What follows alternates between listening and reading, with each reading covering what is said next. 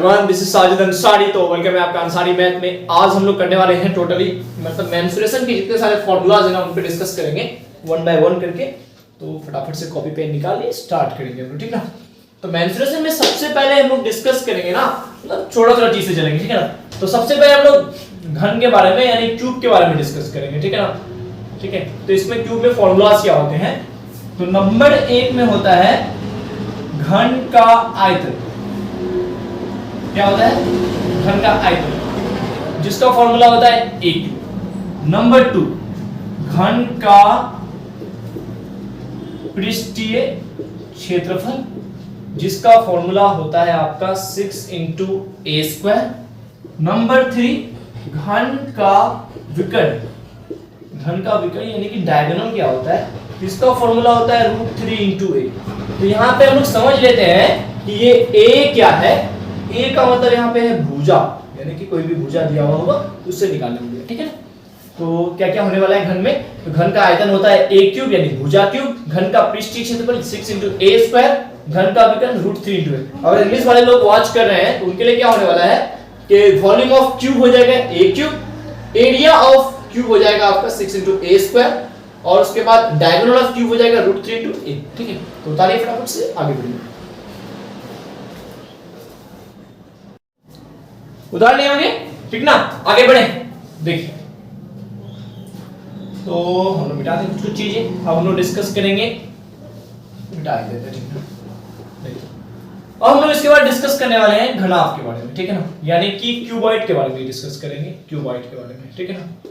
तो क्यूबॉइड में क्या होता है ना कि नंबर 1 में क्यूबॉइड यानी कि घनाभ का आयतन, जिसका फॉर्मूला होता है लंबाई गुना चौड़ाई गुना ऊंचाई यानी L × B × H। नंबर 2 घनाभ का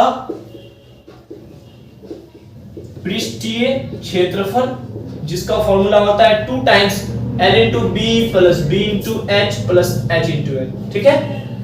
नंबर 3 घनाभ का विकर्ण, इसका फॉर्मूला जो होता है वो होता है आपका √L² + B² + H²। यहाँ पे आपका जो L, B, H है वो लंबाई चौड़ाई और ऊंचाई को बताएगा, ठीक है। तो इंग्लिश में अगर डिस्कस किया जाए तो क्या हो जाएगा, volume of cuboid L × B × H, area of cuboid क्या हो जाएगा 2 times of L × B + B × H + H × L, और थर्ड वन में क्या होने वाला है यानी डायगोनल ऑफ क्या हो जाएगा क्यूबॉइड, जिसका फॉर्मूला होगा √L² + B² + H, ठीक है। तो उतारिए फिर इसको, आगे बढ़े इसके बाद, ठीक है।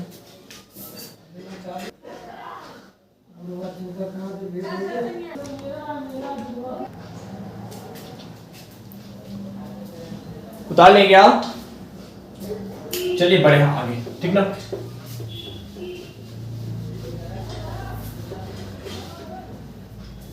घन घनाभ हो गया, उसके बाद हम लोग बढ़ते हैं अब हाँ बेलन की तरफ। बेलन यानी कि सिलेंडर, ठीक है ना। तो नंबर 1 में बेलन का आयतन क्या होता है, यानी कि वॉल्यूम ऑफ सिलेंडर क्या होगा, इसका फॉर्मूला होता है πr²h। नंबर 2 बेलन का वक्र पृष्ठीय क्षेत्रफल यानी कर्व सरफेस एरिया जो होता है, वो होता है 2πrh। नंबर 3 बेलन का संपूर्ण पृष्ठीय क्षेत्रफल यानी टोटल सरफेस एरिया जो होता है वो होता है आपका 2πr (r + h)। अब दो एक्स्ट्रा में फॉर्मूला इसमें यूज कर लेते हैं हम लोग कभी-कभी। नंबर 1 में बेलन के आधार का जो क्षेत्रफल वो क्या होता है, तो बेलन के जो आधार का क्षेत्रफल होता है वो होता है πr²। इसी से क्वेश्चन आ जाता है कि बेलन के आधार की परिधि क्या होता है, परिमाप परिधि जो भी बोले वो 2πr होता है। इसको भी यूज करते हैं, ये भी इंपॉर्टेंट है, क्वेश्चंस बनाने में बहुत ज्यादा यूजफुल होता है, ठीक। तो पहले नंबर में क्या है कि बेलन का आयतन πr²h, बेलन का वक्र पृष्ठीय क्षेत्रफल 2πrh, बेलन का संपूर्ण पृष्ठीय क्षेत्रफल 2πr (r + h), ठीक। उसके बाद बेलन के आधार का क्षेत्रफल क्या है, तो πr², बेलन के आधार की परिधि 2πr। ये जो आधार का क्षेत्रफल है एक्चुअल में ये कुछ ऐसा होता है, ठीक है। जैसे कोई आपका ये वाला है ना एक बेलन, इसका जो ये आधार नहीं है जस्ट है कि ऐसा शेप, सर्कल का शेप बनता है। तो हम लोग जानते हैं ना, वृत्त के बारे में डिस्कस करेंगे, उसका क्षेत्रफल πr², परिधि 2πr। तो वही चीज है, कुछ और नहीं है, ठीक ना। तो इस पर डिस्कस करेंगे, इसको डालिए, ठीक।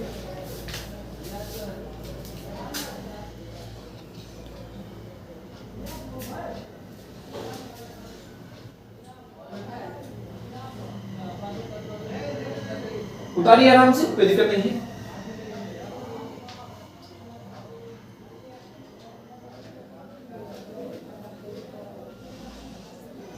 चलिए आगे बढ़े आप, ठीक। इसके बाद हम लोग जो डिस्कशन करने वाले हैं वो हमारा होने वाला है, सबको पता है किस पे करेंगे, गैस कीजिए।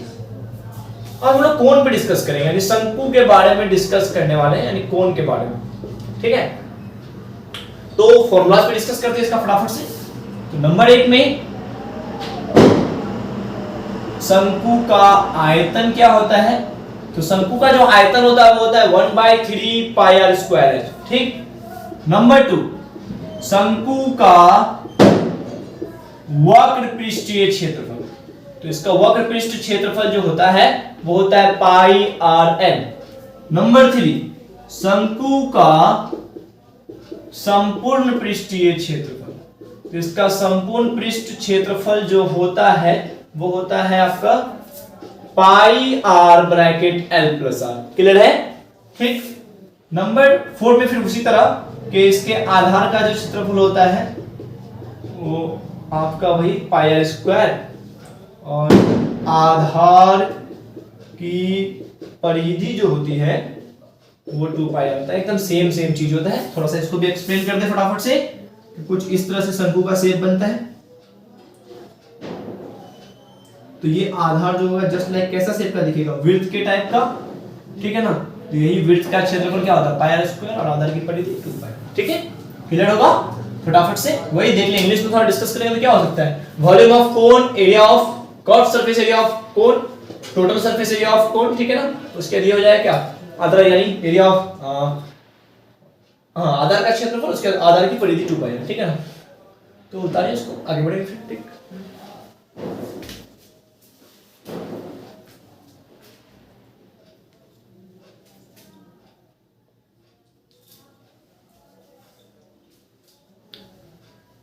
बढ़े आगे, ठीक। उतार लिया होगा ना।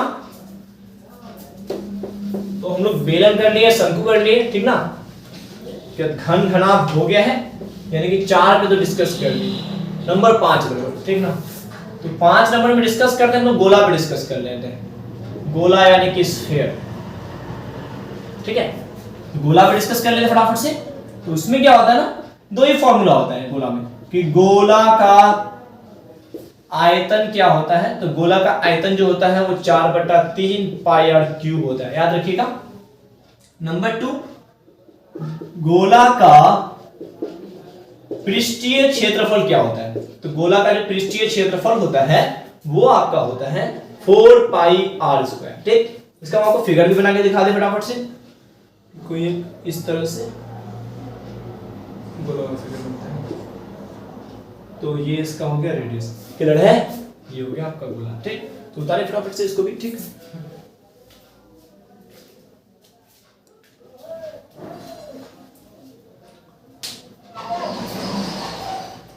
मिटाएं, लिख लोगे, मिटाएं फटाफट से, देखिए आगे बढ़ते हैं। तो गोला जैसे हो गया, उसके बाद हम लोग अर्धगोला पे डिस्कस कर लेते हैं। नंबर 6, अर्धगोला, यानी जिसको हम लोग हेमीस्फीयर कहते हैं, हेमीस्फीयर, ठीक ना। अब नंबर 1 में फॉर्मूलाज देखिए। अर्धगोला का आयतन तो जस्ट आधा होगा, यानी कि 2/3 पाई आर क्यूब, ठीक। नंबर 2, अर्धगोला का वक्र पृष्ठीय क्षेत्रफल भी होता है, जिसका जो वक्र पृष्ठ क्षेत्रफल होता है वो होता है आपका 2 पाई आर स्क्वायर के बराबर। अब अर्धगोला का जो संपूर्ण पृष्ठीय क्षेत्रफल होता है, नंबर 3 में अर्धगोला का संपूर्ण पृष्ठीय क्षेत्रफल ये होता है 3 पाई आर स्क्वायर के बराबर, ठीक है। याद रहेगा ना, इसमें इंपॉर्टेंट है, फटाफट से इसको कर लीजिए। फिगर थोड़ा सा दिखा दे फटाफट से, कैसा होता है अर्धगोला का। तो कुछ ये ऐसा शेप का होता है, ठीक है, ये इसका रेडियस, ठीक। तो उतारिए फटाफट से, उतारिए। ठीक,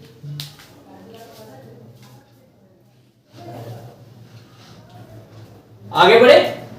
देखिए 6 नंबर तक हो गया। अब हम लोग 7वें नंबर पे डिस्कस करेंगे। गोला, अर्धगोला, उसके बाद शंकु भी हो चुका है, ठीक है ना। बेलन सब कर ले, घन घनाभ भी कर ले। विड्थ पे डिस्कस कर लेते हैं 7 नंबर पे। विड्थ यानी कि सर्कल पे, ठीक है ना। सब मेंस्ट्रुएशन के अंडर में ही आ जाएगा सर। तो नंबर 1 में विड्थ का क्षेत्रफल क्या होता है, यानी एरिया ऑफ सर्कल, तो ये होता है आपका pi R square. Number 2 width का परिमाप, परिधि जो भी बोले, पेरीमीटर, तो ये होता है आपका 2 पाई आर के बराबर, ठीक है। एक विड्थ फटाफट से बना लेते हैं। देख लीजिए कि कोई एक विड्थ है, ये हो गया इसका रेडियस। तो रेडियस और इसके डायमीटर में रिलेशन होता है जो d बराबर 2r होता है, यानी इसको हम लोग r बराबर d/2 भी बोलते हैं, ठीक है ना। यही रिलेशन होता है इन दोनों के बीच में, ठीक है। उतारिए फटाफट से, ठीक, आगे बढ़ेंगे।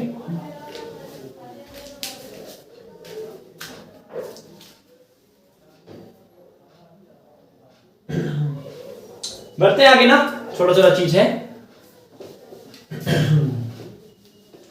8 नंबर में, ठीक ना। 8 नंबर में हम लोग डिस्कस करेंगे अर्धवृत्त के बारे में, ठीक है ना। अर्धवृत्त के बारे में डिस्कस करेंगे, यानी हेमी सर्कल, हाफ सर्कल भी बोल सकते हैं ना, ठीक है। अर्धवृत्त के बारे में तो इसके फॉर्मूलाज देखते हैं फटाफट से।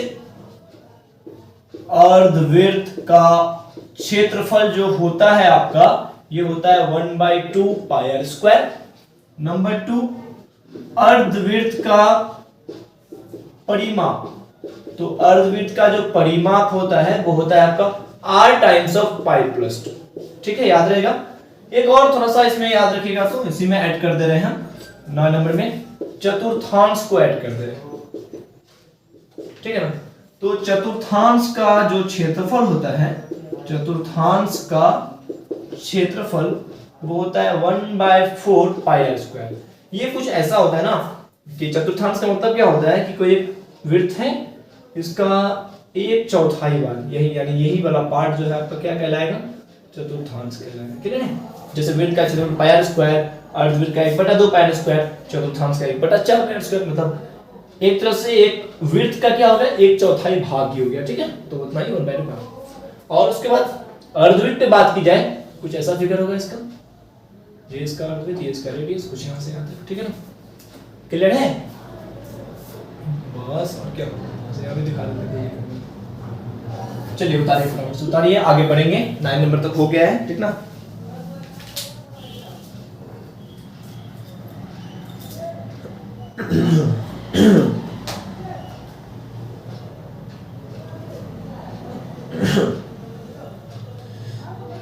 आगे बढ़ जाए, ठीक ना। 10 नंबर में चलते हैं इसके बाद, ठीक ना।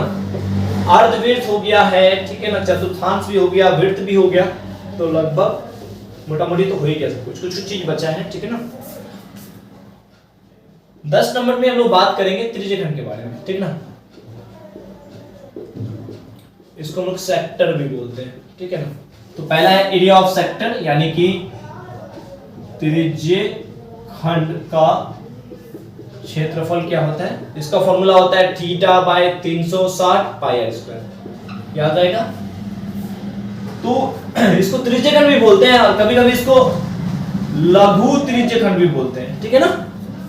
नंबर 2 दीर्घ त्रिज्यखंड, दीर्घ त्रिज्यखंड उसको लघु भी बोलते हैं, ठीक है ना, छोटा सा क्षेत्रफल। इसका जो फॉर्मूला होता है ये 360 माइनस θ/360 पाई आर स्क्वायर होता है, याद रखिएगा। इसको त्रिज्यखंड या लघु त्रिज्यखंड भी बोलते हैं, इसको दीर्घ त्रिज्यखंड। तो फॉर्मूला बस क्या है, θ/360 pi R square, θ/360 minus θ/360 pi R square. एक और फॉर्मूला इसमें ऐड कर लीजिएगा, चाप की लंबाई, यानी चाप की लंबाई का क्या फॉर्मूला होता है, तो चाप की लंबाई का जो फॉर्मूला होता है वही θ/360 2 पाई r के बराबर होता है, ठीक है ना, 2 पाई r के बराबर। तो थोड़ा सा फिगर बना के दिखा दें आपको सेक्टर का। जैसे ये कोई सेंटर हुआ, तो 2 रेडियस, यानी कि एक रेडियस ये, एक रेडियस ये, और ये एक चाप, यानी कि आर्क बोलते हैं, यानी कि एक चाप और 2 रेडियस से बना भाग को ही हम लोग सेक्टर कहते हैं। तो ये वाला हो गया आपका लघु त्रिज्यखंड यानी, और ये वाला क्या होता है दीर्घ त्रिज्यखंड। ठीक, तो ये से निकलते हैं ये चाप की लंबाई यानी ये वाला आर्क लेंथ निकालने का फॉर्मूला थीटा बटे 3 पाई 2 पाई। ठीक, तो उतारे फटाफट से आगे बढ़ेंगे अब। ठीक है, इसके बाद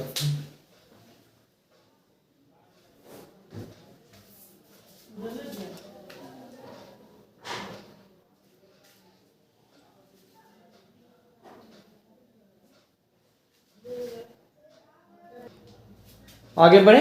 ठीक ना, देखिए फटाफट से आगे बढ़ते हैं।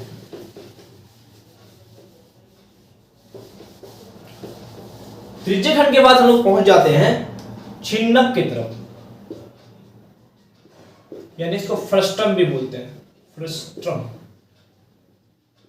ठीक है ना, तो ये कुछ ऐसा होता है ना कि कोई एक आपके पास शंकु है, उसको पहले से बता रहे हैं होता क्या है। ठीक ना, यानी कोण है, कोण को क्या किया कि आप यहां से कुछ ऐसे काट दिए।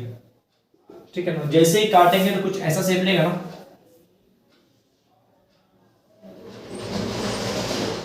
तो यही जो शेप है आपका क्या कहलाएगा, इसी को हम लोग कहते हैं छिन्नक। छिन्नक या इसको बाल्टी भी बोलते हैं कभी कभी, याद रखिएगा। ठीक है, छिन्नक का आयतन, बाल्टी का आयतन, तो इसको फिगर उतारिए ना, ऐसे फॉर्मूला पर डिस्कस करेंगे।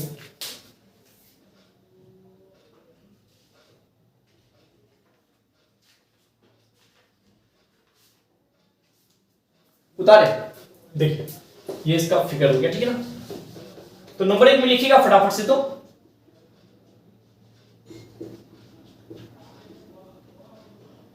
छिन्नक का आयतन, इसका फॉर्मूला होता है 1/3 पाई h capital R square plus small r square plus capital R into small r। उतारिए फटाफट से, उतारिए 1/1 करके डिस्कस करें। नंबर 2, छिन्नक का वक्र पृष्ठ क्षेत्रफल जो होता है वो होता है आपका पाई l capital R plus small r। ठीक है। नंबर 3, छिन्नक का संपूर्ण पृष्ठ क्षेत्रफल, इसका फॉर्मूला होता है पाई l capital R plus small r plus pi capital R square plus small r square. ठीक है, फटाफट से उतारिए।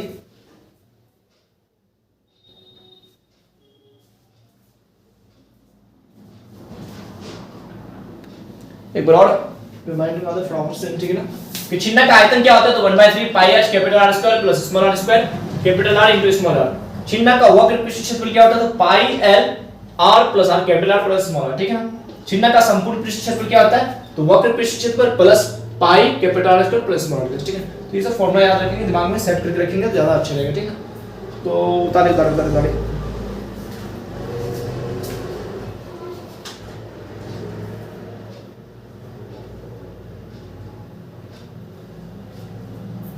यहां से इसका L निकालने का फॉर्मूला भी लिख लीजिएगा, under root h square plus capital R minus small r का होल स्क्वायर। इसको याद रखिएगा, यहीं से आपका L निकलता है। ठीक ना, तो कंप्लीट करें फटाफट से कंप्लीट करें। उतार लेगा, एक छोटा सा फॉर्मूला वो रह गया था, उसको हम कर दें जरा सा। ठीक ना, वो आपके विड्थ वाले चैप्टर में रह गया था कि रिवोल्यूशन यानी चक्कर बराबर क्या, मतलब चक्करों की संख्या बराबर क्या होता है, तो चक्करों की संख्या बराबर होता है कुल दूरी बटा परिधि। इसको याद रखिएगा, या फिर इसको लिख सकते हैं आप ऐसे भी, कुल दूरी और परिधि का फॉर्मूला क्या होता है 2 पाई r। ठीक है, तो इसको याद रखें, यानी चक्करों की संख्या बराबर क्या होता है, कुल तय की गई दूरी यानी कुल दूरी बटा परिधि। ठीक, उतारिए इसको भी।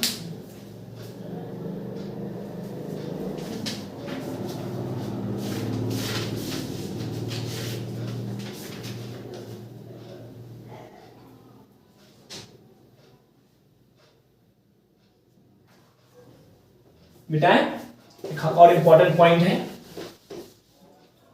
एक और होता है संकेंद्रीय वृत्त का क्षेत्रफल। संकेंद्रीय वृत्त को समझ लीजिएगा कि मतलब कोई दो वृत्त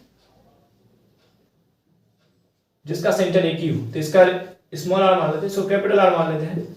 यही संकेंद्रीय वृत्त का जो क्षेत्रफल होता है वो होता है आपका, देखिए कैसे निकालते हैं, ये pi capital R square minus small R square, ये फॉर्मूला होता है। आता कैसे देख लीजिए थोड़ा सा कि बड़ा वाला वृत्त के लिए क्षेत्रफल लेंगे तो पाई आर स्क्वायर, उससे छोटे वाले वृत्त को माइनस कर देंगे तो ये वाला भाग सब तो निकल जाएगा ना सारा जो भी है, तो माइनस पाई आर स्क्वायर, यहाँ से पाई कॉमन लेंगे तो R square minus small R square, ठीक है। तो ये आपका केंद्रीय वृत्त का क्षेत्रफल होता है, ठीक है ना। तो फटाफट से उतारिए उसको भी, ठीक।